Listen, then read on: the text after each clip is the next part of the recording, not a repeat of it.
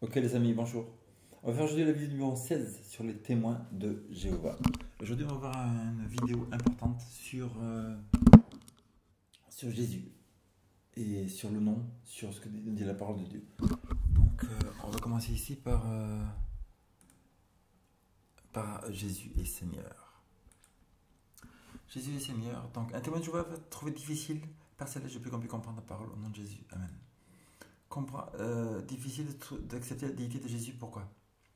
Parce que 1 Corinthiens 12.3, New World Translation, personne ne peut dire Jésus est Seigneur à moins que ce soit par le Saint-Esprit. Et si Jésus est Seigneur, en grec c'est Kyrios. Et donc, pour que la Bible du moment soit consistante avec leur mot de Jéhovah, qu'ils ont traité 207 fois dans la Bible, ici j'aurais dit Jésus est Jéhovah est Seigneur. Et c'est toujours Kyrios. Et si les étaient étaient consistantes, elle aurait traduit ce mot Jésus et Jéhovah. Parce que le contexte le demande. Mais là, ils n'ont pas dit ça. Donc, ils sont inconsistants. Le mot Kyrios devrait même écrire Jéhovah dans leur Bible. C'est une vérité importante qui peut être comprise pleinement par une personne qui est dirigée par le Saint-Esprit. Néanmoins, quand la Bible nous enseigne dans Romains chapitre 8, versets 14 à 17, que seulement ceux qui sont dirigés par le Saint-Esprit sont héritiers de Christ, la plupart des témoins de Jéhovah ne croient pas qu'ils appartiennent à cette classe, qui sont considérés être nés de nouveau ou célestes. On a vu ça dans le chapitre précédent, comme quoi ils croient que seulement les 144 000 sont nés de nouveau. La Bible nous dit que tout le monde doit être né de nouveau, si vous voulez voir le royaume de Dieu. Et donc, par rapport à ces gens, par rapport à la parole de Dieu et leur enseignement sur la tour de garde, etc., ils ne comprennent pas cette vérité. Pour cette raison, je ne vais pas commencer avec un témoin de parler de la Trinité, mais commencer à parler du Saint-Esprit. Et après, seulement, il pourra dire Jésus est Seigneur. Donc, eux, ils vont dire que Ésaïe 9.6, Jésus est appelé ici seulement le Dieu puissant. Donc, il n'est pas appelé le Dieu tout-puissant. Néanmoins, dans Ésaïe chapitre 10, versets 20 et 21, le Père Jéhovah est appelé seulement Dieu puissant. On est dans Ésaïe 10, 20 et 21, le Père est appelé seulement Dieu puissant. Même chose, verset 21, Ésaïe 10, 21, Jérémie 32, 18, Deutéronome 10, 17. Ésaïe 10, 20 et 21 nous dit: en ces jours-là, le reste d'Israël s'est réchappé de la maison de Jacob, cesseront de s'appuyer sur celui qui les frappait. Ils s'appuieront avec confiance sur l'Éternel, le Saint d'Israël. Le reste reviendra, le reste de Jacob, au Dieu puissant. Donc si on prend que ces versets, on va dire, regarde, le Père n'est pas Dieu puissant, puis écrit que le Père est puissant. Même chose dans Jérémie, quoi. Jérémie 32, 18. Tu fais miséricorde jusqu'à la 1000e génération, et tu punis l'iniquité des pères sur le sein de leurs enfants après eux. Tu es le grand Dieu, le puissant, dont le nom est l'Éternel des armées. Donc on pourrait dire, regarde, le Père est seulement puissant, le Dieu puissant ici, donc il n'est pas tout puissant. On prend Deutéronome 10, 17. Car l'Éternel, votre Dieu, est le Dieu des cieux, des dieux, le Seigneur des seigneurs, le Dieu grand et fort et terrible, qui ne fait point d'acception de personne et qui ne reçoit point de présent. Donc là on pourrait dire, regarde, Dieu il est seulement puissant, parce qu'il est écrit Dieu plus fort, Dieu terrible et Dieu grand. Non, ça veut pas dire que si Dieu se dit être Dieu puissant, qu'il n'est pas tout puissant aussi. Et pareil pour Jésus. C'est-à-dire que Jésus est puissant, ça veut dire aussi que Jésus est tout puissant. Numéro 2, Jésus était le créateur. Jean 1, 3. Toutes choses sont venues en existence à travers lui. Toutes choses. Toutes choses. Et ça, c'est la Bible du monde. Et sans lui, rien n'est venu en existence. Le texte nous dit clairement que tout est venu à l'existence par Jésus. Rien n'a été créé hors de Jésus. Ça veut dire que Jésus n'a pas été un être créé. Car si c'est lui qui a tout créé, et que rien n'a été créé sans que lui le crée, c'est-à-dire que Jésus n'a pas été créé. Le Père n'a pas créé Jésus-Christ. Colossiens 1, 16, 17 nous dit que toute chose est venue par Jésus-Christ. La société des témoins de Jéhovah nous disent, dénigre Jésus et l'enseigne que c'est un être créé, un Dieu. Jean 1, 1. Créé comme les anges sont créés, comme Satan a été créé. Jean 1, 3 nous enseigne différemment et Colossiens 1, 16 aussi. Colossiens 1, 16 à travers lui, by means of him, toutes choses ont été créées dans les cieux et sur la terre. Toutes choses ont été créées à travers lui et pour lui. Et il est avant toute chose. Il est avant toute chose. Donc si on prend ce verset seulement, on peut dire que Jésus est plus grand que le Père parce qu'il est avant toute chose. Il serait avant le Père? Non. C'est pour ça qu'il faut toujours prendre la Bible en contexte et prendre tous les versets pour voir ce que dit une doctrine. Et par les moyens de lui, toutes choses sont venues en existence. Par le moyen de Jésus-Christ, toutes choses sont venues à vivre. Est-ce que vous saviez que dans la Bible des témoins de Jéhovah, là qui est écrit toutes choses, eux, ils ont ajouté un mot qui s'appelle toute autre chose. Parce que si c'est toute chose, ça prouve que Jésus est Dieu. Et dans Colossiens 1,17, donc c'est pas ce qu'il y a écrit, il y a écrit que toutes autres choses ont été ajoutées. Mais ce mot n'existe pas dans le texte grec. C'est une addition satanique, wicked addition, méchante. Révélation 22,18 nous dit bien que tous ceux qui ajoutent à la parole de Dieu, les 7 dernières plaies à la fin des temps vont être ajoutées à eux. C'est pas un jeu du tout. Et si on croit dans ça, on recevra les plaies aussi, à moins qu'on sorte de cette organisation, qu'on accepte Jésus-Christ et la vérité de l'église adventiste du 7e jour, qui est la seule église de Dieu. Donc ça altère complètement la vérité comme quoi Jésus est Dieu et déité. Cette différence de toute autre chose, donc comment les témoins de Jéhovah qui ont confiance de leur organisation peuvent même trouver la vérité quand ils ont une Bible qui est tellement malhonnête que ça? On voit aussi que, voici Colossiens 1. Attends, je vais le faire en GW. Ça sort en français ici. Hop, publication. Lisez la Bible en ligne. Hop. Et là, on va Colossiens 1. Colossiens 1. Et on est quel verset? Verset 16 et 17. 16 et 17 nous dit, parce que par son moyen, toutes les autres choses ont été créées dans les cieux et sur la terre, les visibles et les invisibles, que ce soit trône ou seigneurie ou le gouvernement au pouvoir. Toutes les autres choses ont été créées par son intermédiaire et pour lui. Il est aussi avant toute autre chose. Et par son moyen, toutes les autres choses ont reçu leur existence. Est-ce que c'est dans le texte grec? Aïe, nous avons ici le grec, l'interlinéaire, ça s'appelle, ici on a le grec, ici on a l'anglais, traduction, ici on a le grec en mot normal. Donc, parce que à travers lui a été créé toute chose, all things, panta. Panta, c'est 3556 dans la concordance, et ça veut dire seulement toute chose. Dans les cieux et sur la terre, les visibles et les invisibles, les trônes et les dignités et les autorités, et toute chose. Eite ecclusia ta panta di auto. Panta, toute chose. Il n'y a pas autre chose. Panta, c'est 3956 aussi, ça veut dire toute chose. Il n'y a pas le mot autre chose. Panta veut dire toute chose. Et par lui, tout ce qui est dans les cieux et sur la terre. Colossiens 17, en grec.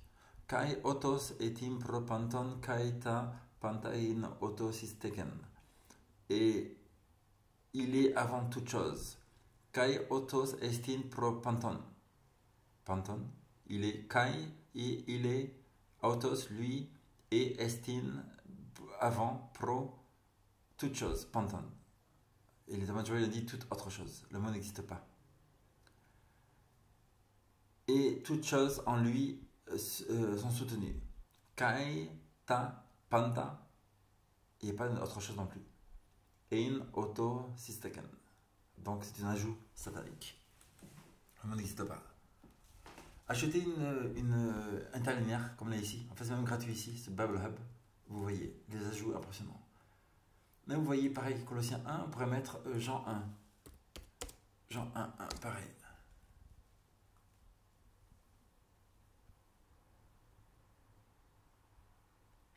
Jean, au commencement était la parole. In the beginning of the word.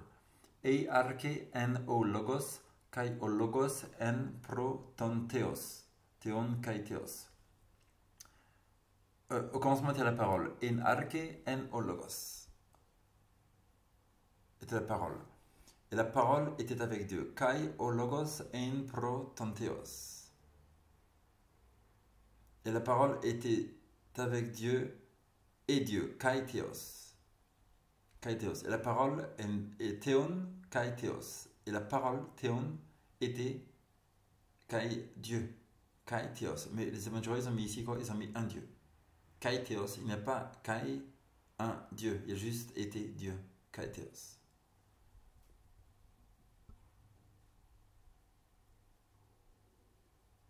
Voilà. Donc, ici on retourne ici. Donc, qui c'est qui a créé Adam? Genèse 2:7. Et Jéhovah a fait l'homme de la poussière du sol. Dans la Bible normale, il écrit juste que Dieu a créé la poussière. Donc là, ils ont mis Jéhovah. On sait très bien que tout a été fait par Jésus. Et on a vu que en fait, le mot Jésus, c'est Yehoshua, qui veut dire Jéhovah nous sauve. Est-ce qu'il y a deux Jéhovah? Oui, dans Genèse 19:24, Jéhovah, qui parlait avec Abraham, entre parenthèses, a fait tomber du soufre et du feu de Jéhovah du ciel sur Sodome et Gomorrhe. Genèse 3:22. Et Jéhovah s'enfuit et dit: voici, l'homme est devenu comme nous. Nous. Dieu l'a dit, voici, l'homme est devenu comme nous. 3:22. Connaissant le bien et le mal. Genèse 11:6-7. Et après que Jéhovah a dit: venez et descendons. Donc le Père, Dieu, a dit au Saint-Esprit et au Jésus: venez, descendons. Let us, nous. Donc Dieu est un, mais il est nous. Genèse 18:1, c'est là que écrit que verset 1, et Dieu apparaît à Abraham. Et après, verset 3, il écrit que, et Jéhovah lui dit Abraham, après ces trois hommes qui apparaissent, deux hommes, on sait dans chapitre 19, verset 1, que c'est des anges, ils s'en vont. Et il écrit dans verset 3 que Jéhovah dit à Abraham, Dieu dit à Abraham, verset 13-14, et Jéhovah lui dit, et Dieu lui dit, est-il quelque chose de trop dur pour Dieu? Et verset 22, les deux hommes s'en vont vers Sodome, et verset 22 écrit, et voici que Dieu resta dans la présence d'Abraham, Jéhovah. Verset 33, et Jéhovah s'enfuit quand il a terminé de parler avec Abraham, face à face. Cette visite de Jéhovah a été faite par Jéhovah lui-même à Abraham. Et il continuait à se référer de lui-même comme moi, I en majuscule. Quand il faisait les décisions, il disait à Abraham qu'il aurait un fils. Donc ce n'est pas un ange. Parce qu'il se dit moi majuscule, il se disait comme Dieu. Ce n'est pas Dieu le Père non plus, parce que Jean 6:46, le Père, personne n'a jamais vu. Et Jean 5:37, le Père, vous n'avez jamais entendu sa voix à aucun moment et vous n'avez jamais vu sa figure. C'était Jésus-Christ qui disait qu'il était lui-même Dieu. Parce qu'il dit dans Jean 8:56-58, votre père Abraham a réjoui de voir mon jour quand Jésus est apparu à lui. Et les Juifs lui ont dit, tu n'as pas encore 50 ans que tu as vu Abraham.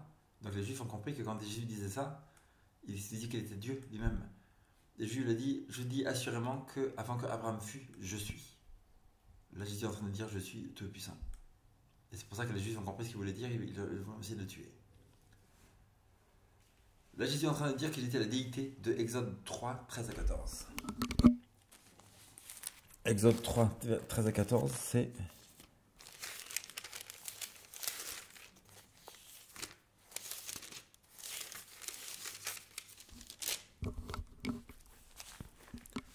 Exode 3, 13-14, c'est...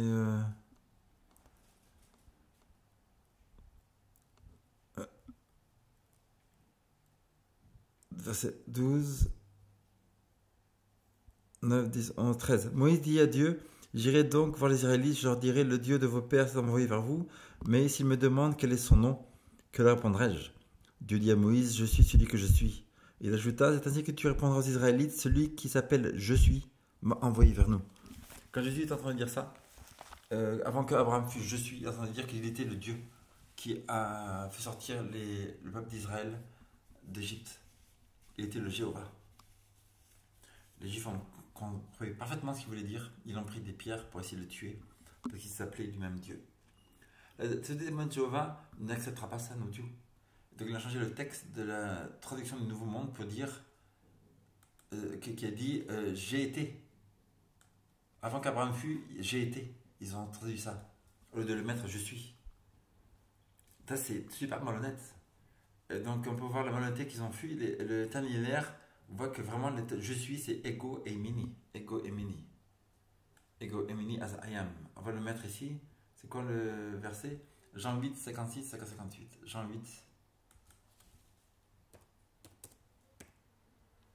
56 à 58. Ça, c'est un bon site, Bible Bible Hub.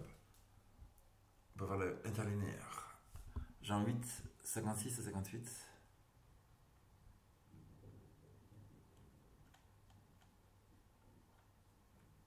Voilà. 56 à 58. Father rejoiced to see my day, and he saw my day and rejoiced, and said, therefore the Jews said to him, 50 years out of not yet, and I've seen Abraham. And Jesus says, before Abraham was, I am, ego e mini. Before prim Abraham, genestai, ego e mini. Prim Abraham, genestai. Avant qu'Abraham fût, je suis, ego e mini.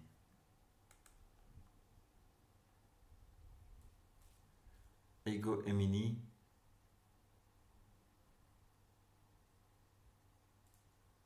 Ok, je sens bien là. Ego e mini.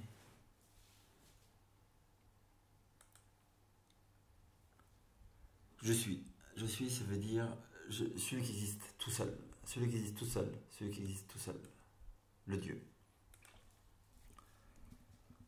Donc, dans l'introduction au monde, ils ne traduisent pas Exode 3, 13 comme je suis, mais ils disent que celui qui a été. C'est très malhonnête. Même la Septuaginte nous dit qu'il même le traduit je suis. Donc, ils ont fait perdre la vérité de la parole de Dieu. Ceux qui font les témoins de Jéhovah, c'est extrêmement malhonnête.